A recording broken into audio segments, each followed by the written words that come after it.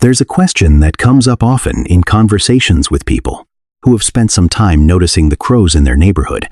The question is whether the bird they see on the same fence at roughly the same time, several days a week, has come to recognize them as an individual, not as a generic human shape, but as them, specifically. The honest answer is that this is one of the harder things to verify, and one of the easier things to get wrong. A crow may recognize you, but here is how to tell without fooling yourself. That framing matters, because the temptation in this kind of relationship is to read every small moment as evidence. A bird that pauses on a wire becomes a bird that knows your face. A call from a nearby tree becomes a greeting. Some of these readings are accurate. Many of them are not. The work, for anyone interested in the actual shape of the relationship, is learning to tell the two apart. What we want to do in this video is walk through 5 observable signs that, taken together, offer reasonable evidence of individual recognition. We will also look at what recognition is not, because the misconception that it requires dramatic gestures has caused a lot of people to miss the quieter and more reliable signs entirely. To understand what we are actually looking for, we need to separate 2 things that often get collapsed into one. The first is generic human tolerance. Urban and suburban crows live in landscapes saturated with humans.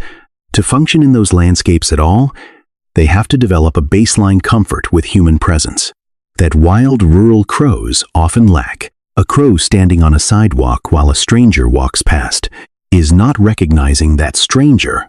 It is operating from a learned tolerance that applies to humans as a category. The second is individual recognition. This is something else. There's a body of work that has emerged primarily from John Marzluff's lab at the University of Washington. And what it points to is something that ethnographers studying human-animal coexistence find particularly interesting. Crows can recognize individual humans, not in the way we recognize each other, but in a functional way that allows them to treat specific people as specific entities in their environment, with their own behavioral profile and their own predicted actions. The reason this distinction matters for our purposes is simple. Most of what people see in their yards is generic tolerance. A smaller subset is real individual recognition. And the only way to tell which one you're looking at is to look for behavioral contrast. Same crow, same place, different response to different humans. The contrast is what makes the observation defensible. That word, defensible, is worth holding on to. Anyone can convince themselves a crow knows them. The question we are interested in is whether the evidence would survive a moment of skepticism. The first sign is something ecologists describe as flight initiation distance. It is the distance at which an animal decides a human is close enough to warrant moving away. In urban crows generally, this distance is shorter than in rural ones, because they have learned that most humans do not pose a direct threat. That shorter distance is part of the baseline. It is not yet recognition. What is interesting is when the distance shifts further for a specific person. If the crow on your fence stays put when you walk to your car, but lifts off when a neighbor does the same, what you are looking at is a meaningful behavioral difference. The crow has, in functional terms, classified you as low-threat, high predictability, and your neighbor as something else. That classification did not come from nowhere. It came from repeated observation of how you move, what you do, and what tends to happen around you. The observation is reliable here because it controls for the place, same fence, same time of day, same crow.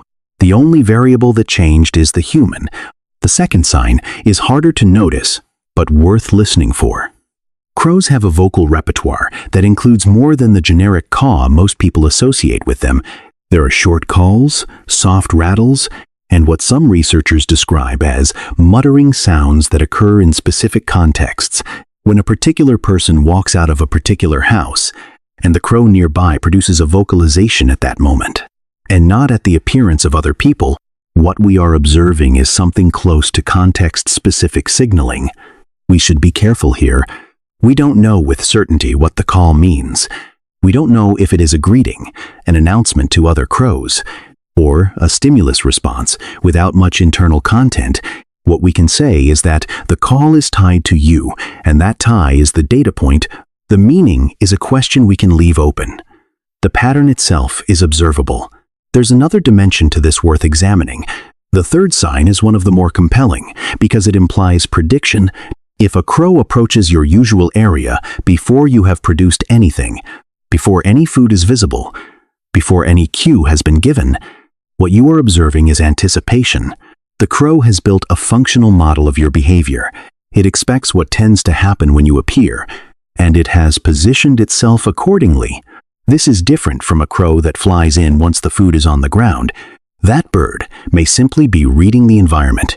The bird that arrives before the cue is reading you specifically. The distinction is small but important. One bird is responding to a stimulus. The other is responding to you as a stimulus that produces certain stimuli on a certain schedule. The second is a more sophisticated kind of attention, and it is the kind that points to individual recognition. The fourth sign requires a longer kind of observation. Crows that are uncertain about a human's behavior tend to forage with a particular alertness. They take an item, move several feet away, look up frequently, and behave as if the human in question is a variable that needs continuous monitoring. When a crow forages calmly in your presence, takes its time, and especially when it caches food nearby, hiding an item for later retrieval while you stand a few yards away, the behavior is telling. Caching, in particular, involves a moment of vulnerability for a crow. The bird has to commit to a hiding location while a witness watches.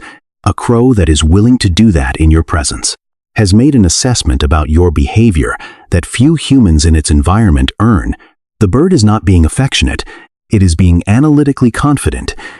Based on a long history of observation, that confidence is the recognition.